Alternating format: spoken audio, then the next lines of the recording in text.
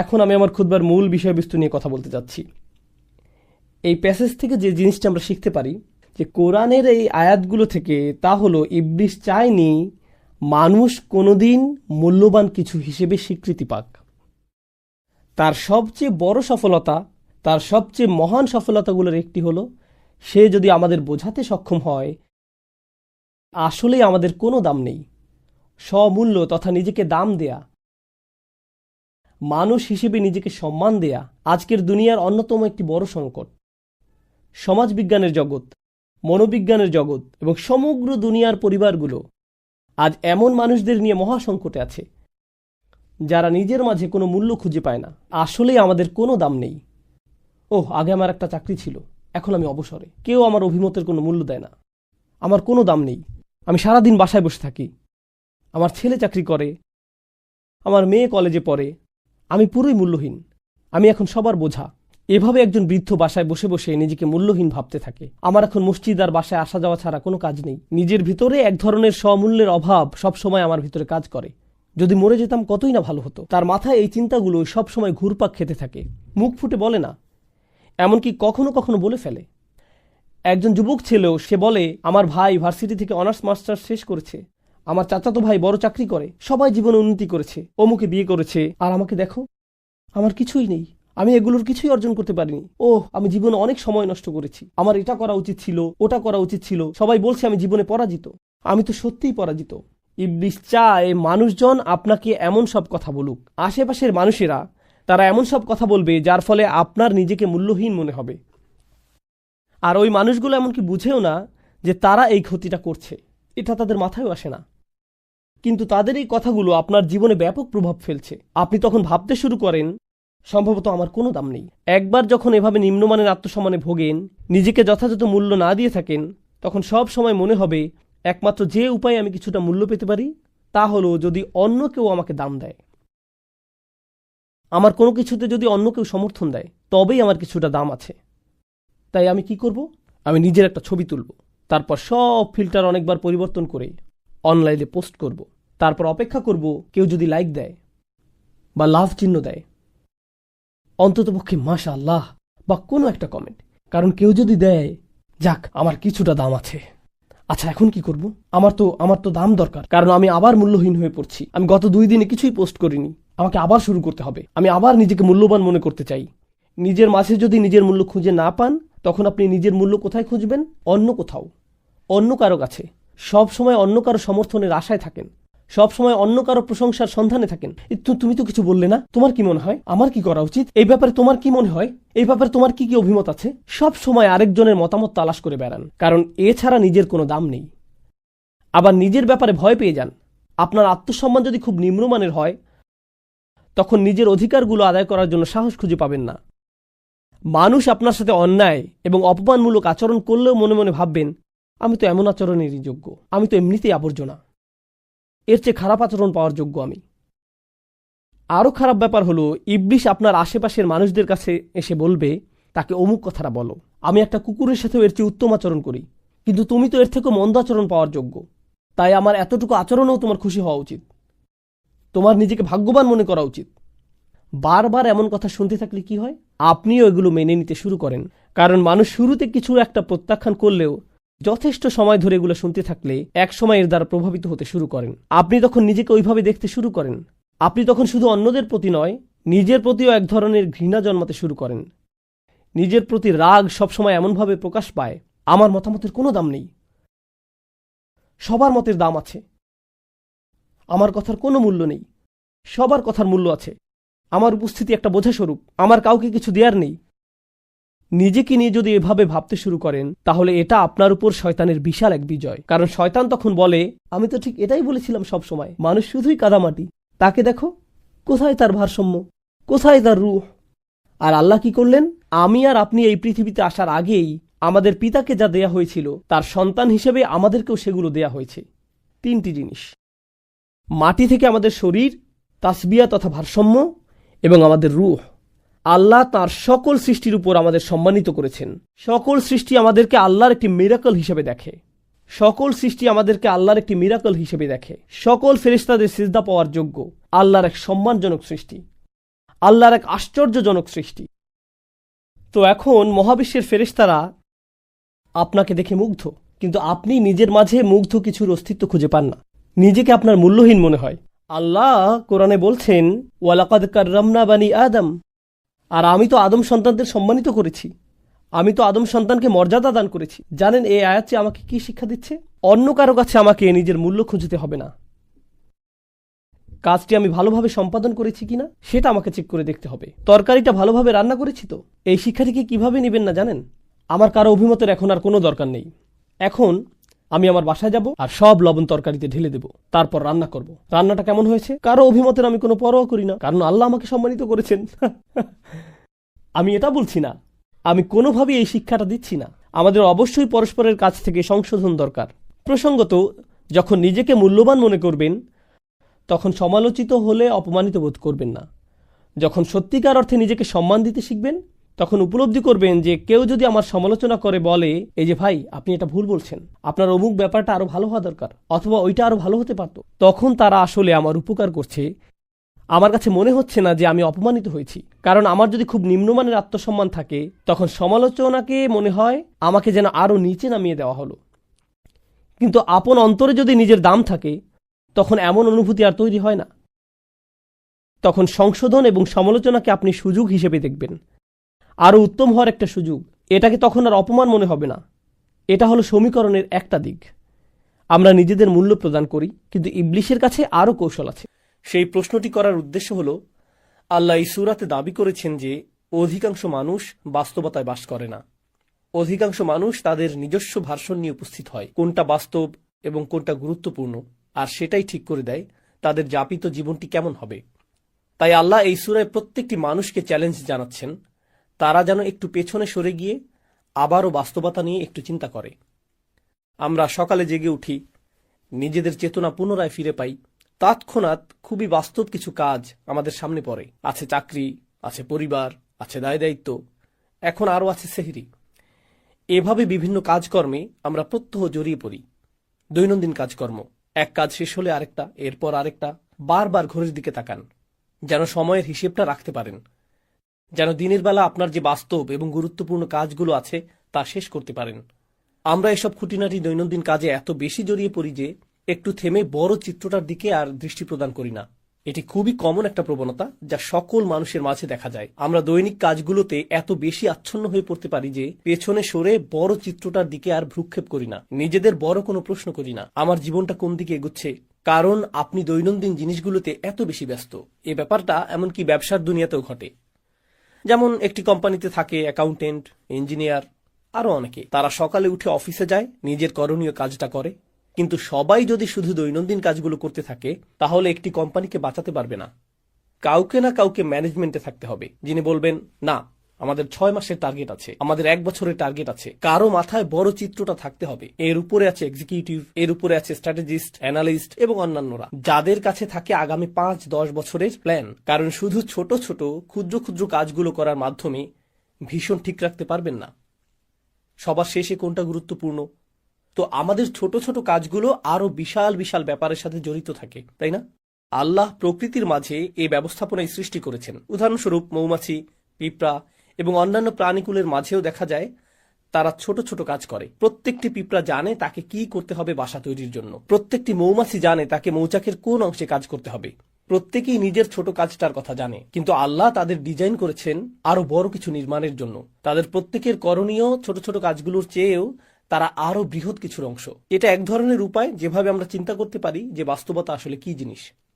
এই ছোট ছোট কাজগুলো যে আমরা করি, এগুলো যদি আরো বৃহৎ কিছুর সাথে সংযুক্ত না থাকে তাহলে আমাদের কাছে বাস্তবতার প্রকৃত উপলব্ধি নেই। তবে আমাদের দৈনন্দিন কাজগুলো সংযোগহীন। তাই আল্লাহ এই সূরাতে কি করলেন? তিনি বিভিন্ন উপায়ে বাস্তবতার প্রশ্নটাকে বিশ্লেষণ করলেন। আমি এখন যা করব, এই 20 মিনিটের কম সময়ে ওই চিত্রগুলোর একটি আপনাদের সাথে শেয়ার করব। যখন আমাদের জীবনের এই সমস্ত ছোট ছোট মুহূর্তগুলোর সমাপ্তি আসবে, অতি সত্বর অথবা পরে এক সময় আমরা মাটির নিচে চলে যাব। এরপর চরম সত্য ঘটনা, চূড়ান্ত বাস্তবতা আরম্ভ হবে। সেই বাস্তবতায় সবকিছু উল্টে যাবে। এখানে এই দুনিয়াতে আমাদের ক্ষুদ্র ক্ষুদ্র কাজগুলো বড় কিছুর দিকে নিয়ে যায়। এভাবেই এই দুনিয়া কাজ করে। আপনি ছোট ছোট কাজ করেন, এমনকি যদি বিশাল কোনো দালান নির্মাণ করতে চান, আপনাকে ফাউন্ডেশন দিয়ে শুরু করতে হবে, একটি একটি করে ইট গাঁথতে হবে, একটি করে কাঠের টুকরা, একটি করে পেরেক, অবশেষে তা বড় কিছুতে পরিণত হবে। কিন্তু শেষ বিচারের দিন সবকিছু উল্টে যাবে। প্রথমে বড় কিছু ঘটবে যা ছোট কিছুর দিকে নিয়ে যাবে। এই চিত্রটাই আল্লাহ তুলে ধরেছেন এবং কিভাবে সেদিন প্রকৃত বাস্তবতা অভ্যুদয় হবে। তো আজকের খুতবায় আমি আপনাদের জন্য সংক্ষেপে সেই চিত্রটি আঁকার চেষ্টা করব। সাধারণত খুতবায় আমি একটি বা দুটি আয়াতের উপর ফোকাস করি, কিন্তু ইনশাআল্লাহ কতগুলো আয়াতের সমষ্টির দিকে একত্রে দৃষ্টি দিব। আমরা আল্লাহর অঙ্কিত চিত্রটি বোঝার চেষ্টা করব, ওই চূড়ান্ত বাস্তবতার চিত্রটি।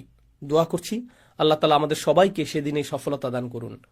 ফাইদা নুফিখ ফিস সূরি নাফখাতুন ওয়াহিদা। অতঃপর যখন সিংগায় ফুৎকার দেওয়া হবে, মাত্র একটি ফুৎকার।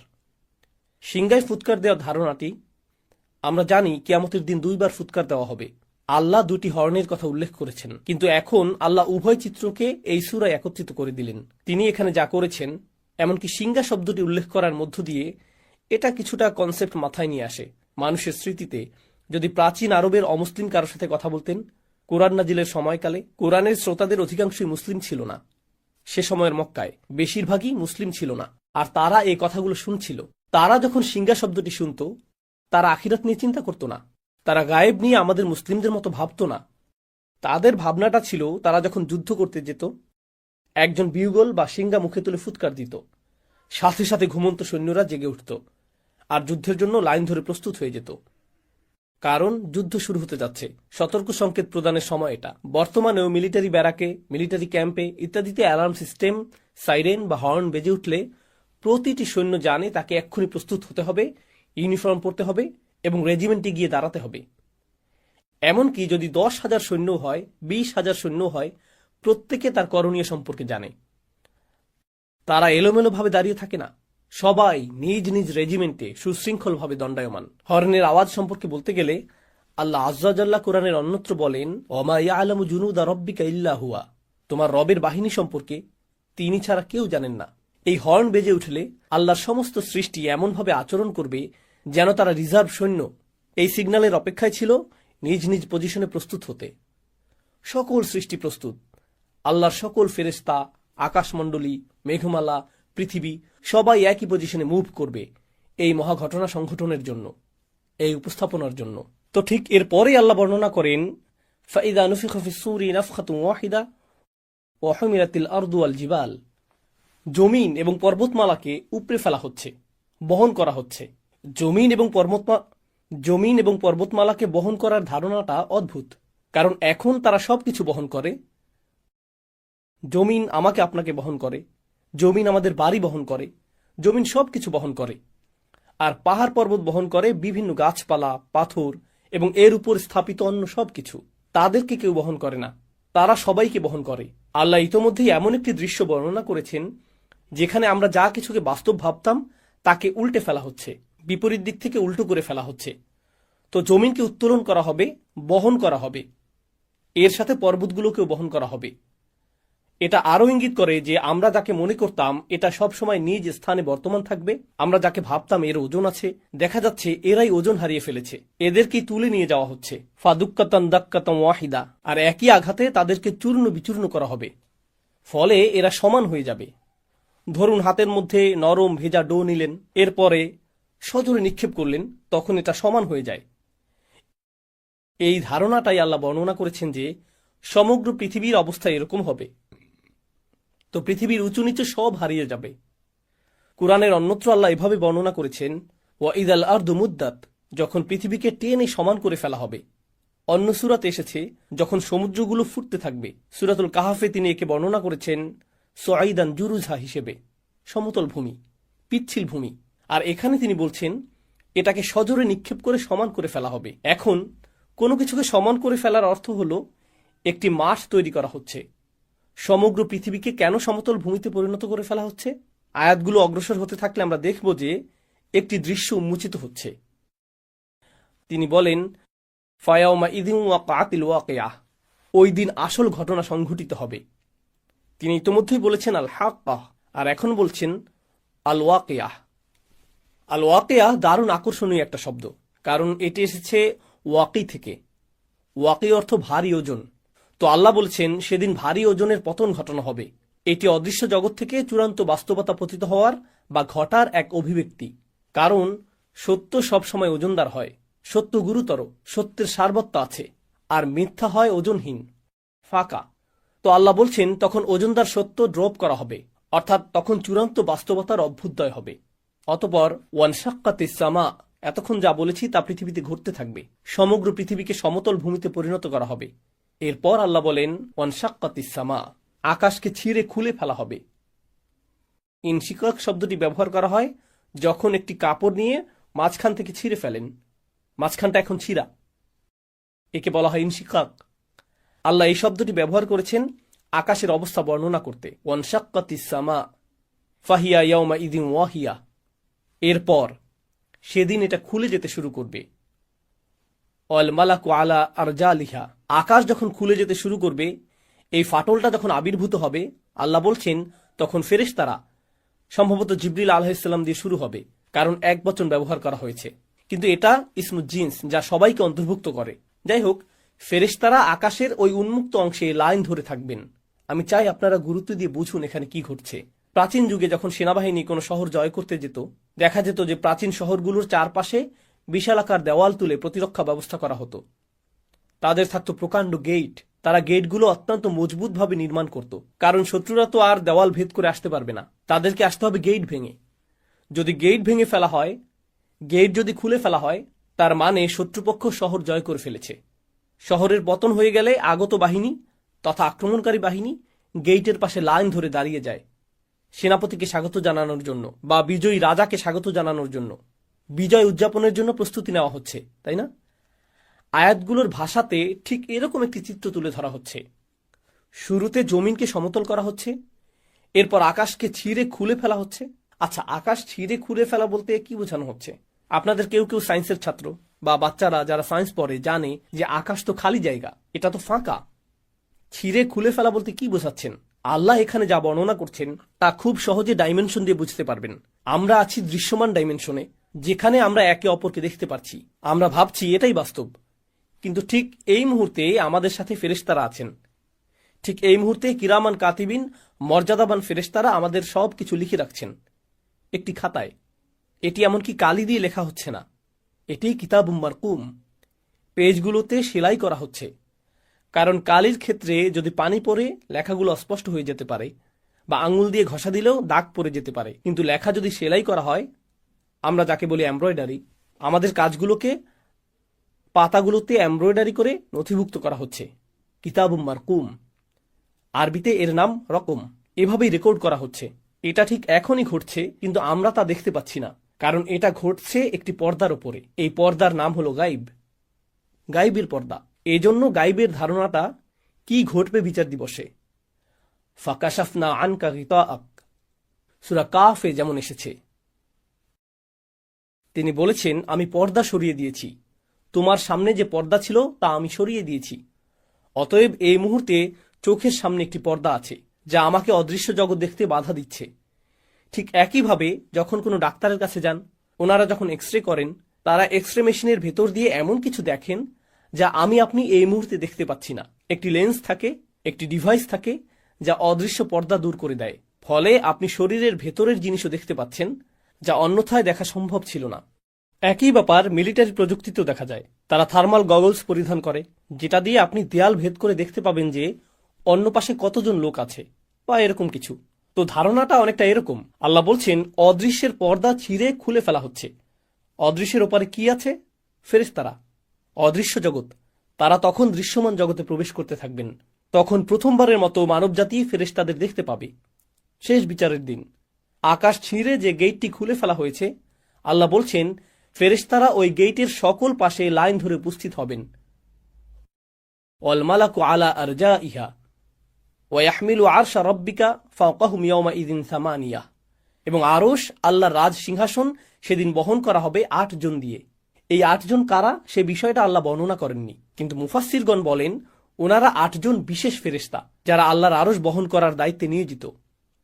আল্লাহর আরশের একটি ভার্সন সেদিন বহন করে আনা হবে, শুধু মানুষকে দেখানোর জন্য যে রাজাধিরাজ আল্লাহ মানুষের বিচার শুরু করতে যাচ্ছেন। কারণ আগের যুগে এখানে প্রতীকের ব্যাপারটা গুরুত্বপূর্ণ। আগের যুগে গার্ডরা রাজাদের বহন করত এক ধরনের ছদ্ম সিংহাসনে, কারণ আসল সিংহাসনটা অন্য কোথাও আছে। এই বহনযোগ্য সিংহাসনটা আনা হয়েছে শুধু বিচার কার্য পরিচালনার জন্য। যদিও রাজার এখনো আগমন ঘটেনি, কিন্তু সিংহাসন আনা হয়েছে। তো ওয়াহমিলু আরশা রব্বিকা ফাওকাহুম ইয়াওমাইযিন সামানিয়া, আর্মিরা গেট খুলে ফেলেছে। সিংহাসন আনা হয়েছে 8 জন দিয়ে। এই 8 জন কি ফেরেশতা নাকি আল্লাহর অন্য কোনো সৃষ্টি? আলী রাদিয়াল্লাহু তাআলা আনহু সহ অন্যরা বলতেন যে 8 জন বলতে কি 8 জন, নাকি 8,000, নাকি 8 লেজন বোঝানো হয়েছে। মা হিয়া হাদিহি সামান, আমরা জানি না এটা এই 8 কারা, এটা আল্লাহ আমাদের জানাননি। তো তিনি বলেন ইয়াউমাইদিন ইউরাদুন, এত সবকিছু কেন ঘটছে? কেন সমগ্র ভূপৃষ্ঠকে সজোরে সমান করে ফেলা হচ্ছে? কেন আকাশ ছিঁড়ে খুলে ফেলা হচ্ছে? হঠাৎ করে কেন ফেরেশতারা সব উপস্থিত হচ্ছেন? কেন সিংহাসন আনা হচ্ছে? এই সমস্ত কিছু কেন ঘটছে? ইয়াউমাইদিন তুরাদুন, সেদিন তোমাদের সকলকে, তিনি আমাকে বলছেন, আপনাকে বলছেন, সেদিন তোমাদের সকলকে হাজির করা হবে। তুরাদুন লা তাখফা মিনকুম খাফিয়া, তোমাদের কোনো গোপনীয়তাই আজ আর গোপন থাকবে না। তো আপনারা লক্ষ্য করছেন বিশাল বিশাল ব্যাপার ঘটছে। এরপর হঠাৎ করে একেবারে ক্ষুদ্র বিষয়গুলো, যা সমগ্র দুনিয়ার কাছে গোপন ছিল, যা আমি আপনি ছাড়া কেউ জানত না, যা আমি বলেছি, যা আমি করেছি, যে নিয়ত আমার ছিল, যদিও মানুষ আমার কাজ দেখেছে কিন্তু আমার নিয়ত দেখেনি, ওইটা গুপ্ত ছিল। এমনকি সবাই এখানে নামাজ পড়ার আগে সবাই সালাতুল জুমার জন্য বসে আছেন, কিন্তু আমাদের নিয়তগুলো হয়তো অভিন্ন নয়, কারো হয়তো ভিন্ন নিয়ত আছে। আপনি তা দেখতে পান না, আপনার পক্ষে তা দেখা সম্ভব নয়, এটা গোপন। কিন্তু সেদিন কোনো গোপন জিনিসই আর গোপন থাকবে না, কিছুই লুকায়িত থাকবে না। কিছু সাহাবা এই আয়াত সম্পর্কে বলেছেন, কারণ সেদিন মানুষের পরনে কোনো কাপড় থাকবে না, কেউ কোনো পরোয়া করবে না। আল্লাহ শুধু মানুষের আমলগুলো উন্মুক্ত করবেন না, আল্লাহ তাদের নিজেদেরকে উন্মুক্ত করে দিবেন। তো লা তাখফা মিনকুম খাফিয়া, এখন ব্যাপারটা এমন যেন এই বিশাল ঘটনা, আকাশ এবং সমগ্র পৃথিবীকে নতুন করে সাজানো হয়েছে, নতুনভাবে ইঞ্জিনিয়ারিং করা হয়েছে। এই সমস্ত কিছুর উদ্দেশ্য হলো আমি এবং আপনি। এই সমস্ত কিছুর উদ্দেশ্য হলো যেন আমি আপনি আল্লাহর সামনে দণ্ডায়মান হই এবং বিচারের সম্মুখীন হই। এই সমস্ত কিছু হলো ঘটনার পূর্ব প্রস্তুতি। এখন প্রশ্ন উঠে, আল্লাহ আজ্জাওয়াজাল্লাহ হলেন আল হাকিম, তিনি সকল প্রজ্ঞার মালিক। আর আল্লাহ আজ্জাওয়াজাল্লাহ ইন্নামা আমরুহু ইযা আরাদা শাইআন আইয়াকুলা লাহু কুন ফায়াকুন, আল্লাহ শুধু বলেন হও আর এটা হয়ে যায়। তো কেউ মারা যাওয়ার সাথে সাথে আল্লাহ বলতে পারতেন অমুককে জাহান্নামে ফেলো, অমুককে জান্নাতে রাখো। তিনি তৎক্ষণাৎ সিদ্ধান্ত নিতে পারতেন। তার তো এই মহা আয়োজনের দরকার নেই। তাকে তো আকাশ খুলতে হবে না, ফেরেশতাদের প্রদর্শন করতে হবে না, এরপর সিংহাসন আনতে হবে না, এরপর আমাদের সমস্ত আমলগুলো গণনা করতে হবে না, আল্লাহকে তো ভালো মন্দ গুনতে হবে না। তিনি তো সব ইতিমধ্যেই জানেন। আল্লাহর কাছে আছে সব কিছুর ক্যালকুলেশন, আছে সব কিছুর হিসাব। আল্লাহর চেয়ে কার কাছে উত্তম হিসাব আছে? তাহলে আমাদের সম্মুখে আল্লাহর এই বিশাল দৃশ্যের অবতারণা করার উদ্দেশ্য কি? ব্যাপারটা আসলে ন্যায় বিচারের ধারণার সাথে সম্পর্কযুক্ত।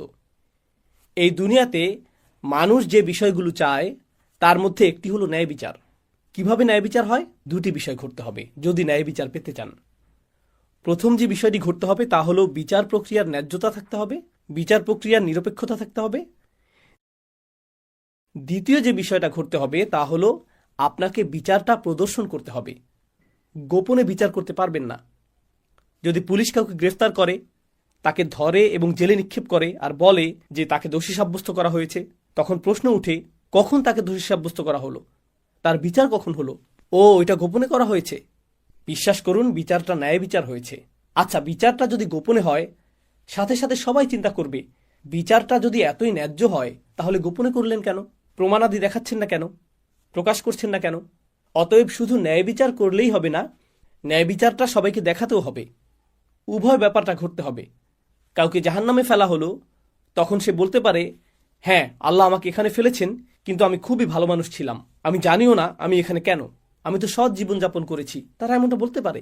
যদিও তারা ভালো মানুষ না হয়ে থাকে, তবু তারা এই অজুহাতটা দেখাতে পারে, কারণ বিচারটা তো তাদের দেখানো হয়নি, তাই না? প্রকৃতপক্ষে এমনকি সেদিনও কিছু মানুষ অজুহাত দেখানোর চেষ্টা করবে। আল্লাহ কি করলেন? আল্লাহ দেখিয়ে দিলেন লা তাখফা মিনকুম খাফিয়া, কোনো কিছুই গোপন থাকবে না। ভালো কিছু যেমন গোপন থাকবে না, তেমনি খারাপ কিছু গোপন থাকবে না। আপনি নিজে, আমি নিজে সাক্ষ্য দিব আল্লাহ ন্যায় বিচার করেছেন। এটি একটি ন্যায্য বিচার। এখানে কোনো অন্যায় করা হয়নি, কারো প্রতিই না। ফামান ইয়ামাল মিসকালা যাররাতিন খায়রান ইয়ারাহু ওয়া মান ইয়ামাল মিসকালা যাররাতিন শাররান ইয়ারাহু। অনুপরিমাণ ভালো কাজ এবং অনুপরিমাণ খারাপ কাজও আপনি নিজেই দেখতে পাবেন। এটাই মূল কারণ। এত বিশাল আয়োজন করা হবে এই জন্য যে যেন আল্লাহ প্রদর্শন করতে পারেন বিচারটা কত ন্যায়ানুগ হয়েছে। আমার আপনার চোখের সামনেই এটা ঘটবে। এটা সেই মহাবিচারের প্রস্তুতি। এখন কিছু সময়ের জন্য একটু কল্পনা করুন, আমরা বিভিন্ন ইভেন্টে যোগ দিই। কেউ ঈদ পার্টির আয়োজন করলো, এটা একটা ইভেন্ট। চলুন আরও বড় কোনো ইভেন্টের কথা চিন্তা করি। নতুন প্রেসিডেন্টের শপথ অনুষ্ঠান হবে বা নতুন প্রধানমন্ত্রী নির্বাচন করা হয়েছে, তখন অনুষ্ঠান করা হয়, উদ্বোধনী অনুষ্ঠানের আয়োজন করা হয়, জাতীয় উৎসবের একটি দিন। বিশাল এক ব্যাপার। যখন বিশাল কিছু হয় তার জন্য প্রস্তুতিটাও হয় অনেক বড়। আল্লাহ এত ব্যাপক প্রস্তুতি নিচ্ছেন, এত প্রকাণ্ড আয়োজন। কত যে আয়াতে এই ইভেন্টের প্রস্তুতির কথা এসেছে। সিংহার আওয়াজ থেকে শুরু করে আকাশ ছিঁড়ে ফেলা, ফেরেশতাদের সারিবদ্ধ হয়ে দাঁড়িয়ে যাওয়া, সিংহাসনের আগমন, এই যে এত বিশাল আয়োজন আমার কৃতকর্মগুলো হিসেবের জন্য, আপনার কৃতকর্মগুলো হিসেবের জন্য। আল্লাহর কাছে আমাদের কর্মগুলো এতটাই গুরুত্বপূর্ণ, অথচ আমরা মনে করি আমাদের কৃতকর্মগুলো ছোটখাটো বিষয়। মনে আছে আমি যে শুরুতে বলেছিলাম এই জগতে ক্ষুদ্র ক্ষুদ্র বিষয়গুলো বড় কিছুর দিকে নিয়ে যায়। আর বিচার দিবসে কি হবে? সেদিন বিশাল বিশাল ব্যাপারগুলো ঘটবে আমার আপনার একেবারে ক্ষুদ্র ক্ষুদ্র আমলগুলোর হিসাব নিকাশের জন্য। তাই আমাদের মুখ থেকে নির্গত হওয়া কোনো শব্দকে আমরা ছোট করে দেখি না, আমাদের কৃত কাজগুলোকেও আমরা হালকাভাবে দেখি না। এটাই মূল কারণ। অতঃপর তিনি সুবহানাহু ওয়া তাআলা বলেন, ফাআম্মা মান উতিয়া কিতাবাহু বিয়ামিনিহি ফায়াকুলু হা উমুকরাউ কিতাবিয়াহ। মাত্র 2 মিনিট বাকি আছে, তাই সংক্ষেপে তুলে ধরব। আপনারা নিজে নিজে পড়ুন, ইনশাআল্লাহ এর থেকে উপকৃত হবেন। তিনি বলেন, আর যার আমলনামা তার ডান হাতে দেওয়া হবে, যে কেউ যাকে তার আমলনামা ডান হাতে দেওয়া হবে, আল্লাহ আমাদের সবাইকে তাদের অন্তর্ভুক্ত করুন। তো কেউ যখন তার ডান হাতে নিজ কৃতকর্মের খাতাটি পাবে, আল্লাহ বর্ণনা করেন, হা উম হা উম। হা উম মানে এদিকে আসো এবং গ্রহণ করো। হা উমের একটি অর্থ হলো এখানে আসো এবং নাও। আপনারা বিচার দিবসের বর্ণনা আগেও শুনেছেন। সেদিন কেউ কারো কোনো খবর রাখবে না। ইয়াউমা তারাউনাহা তাযহালু কুল্লু মুরদিআতিন আম্মা আরদাআত। এমনকি মা যিনি তার বাচ্চাকে দুধ খাওয়াচ্ছেন জাস্ট তাকে ফেলে দিবে, জাস্ট তাকে কোল থেকে ফেলে দিবেন। এতটা ভয়ঙ্কর বিচার দিনের বর্ণনা। ইয়াফিরুল মারউ মিন আখিহি ওয়া উম্মিহি ওয়া আবিহি ওয়া সাহিবাতিহি ওয়া বানিহি ওয়া সাহিবাতিল্লাতী তুইহি। আপনি আপনার মা থেকে পালাবেন, বাবা থেকে পালাবেন, ভাই থেকে, স্বামী স্ত্রী থেকে, আপনি আপনার সমগ্র গ্রামবাসী থেকে পালাবেন, পরিচিত সকল মানুষ থেকে। তাদের দেখলেই উল্টো দিকে পালিয়ে যাবেন, কারো ব্যাপারে কোনো পরোয়া করবেন না। বস্তুত লাউ ইয়াফতাদি মিন আযাবি ইয়াউমা ইযিন বিবানিহ। এই আয়াতের কয়েকটি আয়াত পরে আল্লাহ বলেন, অমান ফিল আরদি জামিআ সুম্মা তুনজিহি। সেদিন মানুষ বলবে, ইয়া আল্লাহ, দরকার হলে অন্য সমস্ত মানুষ, আদম আলাইহিস সালাম হতে শুরু করে শেষ পর্যন্ত যত মানুষ আছে সবাইকে জাহান্নামে ফেলেন, কিন্তু আমাকে বাঁচান। এটাই সেদিন তারা বলবে, অমান ফিল আরদি জামিআন সুম্মা ইনজিহ। সেই দিনে কিছু মানুষ ডান হাতে তাদের আমলনামা পাবে। এতে তারা যে কতটা খুশি হবে, তারাই একমাত্র গ্রুপ যারা শুধু নিজেদের জন্য খুশি হবে না, তারা ঘুরে ঘুরে নিজের আমলনামা বন্ধুদের দেখাবে, পরিবার পরিজনকে দেখাবে। আসুন দেখুন, দেখুন আমার ভালো ভালো আমলগুলো দেখুন, দেখুন আল্লাহ আমার সব নেক আমলগুলো লিখে রেখেছেন। প্রশ্ন হলো, জানি বেশি সময় নিয়ে নিচ্ছি, শুধু আর অল্প কয়েক মিনিট নিব। দোয়া করছি আমরা যেন আমাদের আমলনামা ডান হাতে পাই। এমনকি যদিও আমার আমলনামা ডান হাতে পাই, এতে তো শুধু ভালো কাজগুলো লিপিবদ্ধ থাকবে না।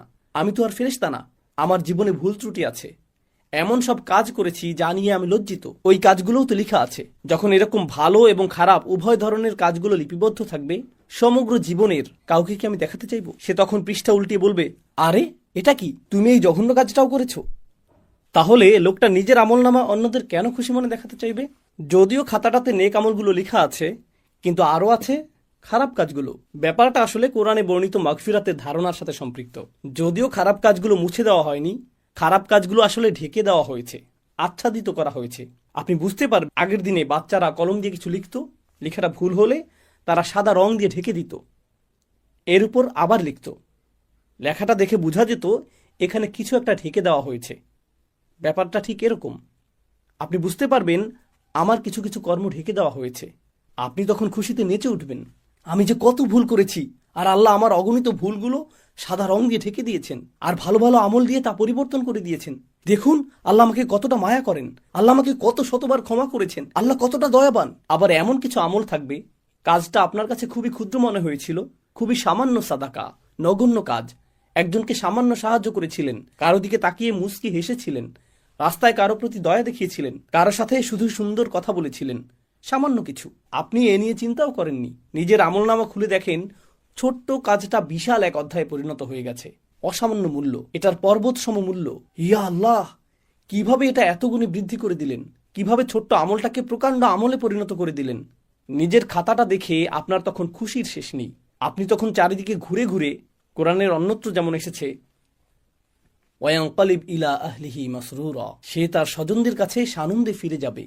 এটাই বিচার দিনের একটি চিত্র। এটাই হা ও মুকরাউ কিতাবিয়া ইন্নী জনান্তু আন্নী মুলাকিন হিসাবিয়া ফাহুয়া ফি ঈশাতির রাদিয়া। আমি জানি সময় শেষ হয়ে গেছে, অন্তত এই অংশটা। ডান পাশের মানুষেরা, ওনাদের নিয়ে আমি দ্রুত কয়েকটি কথা শেয়ার করতে চাই।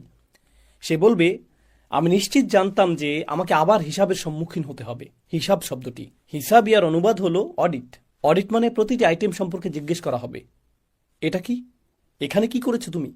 এখানে রাত 2টায় কি করছিলে? অমুক দিন কি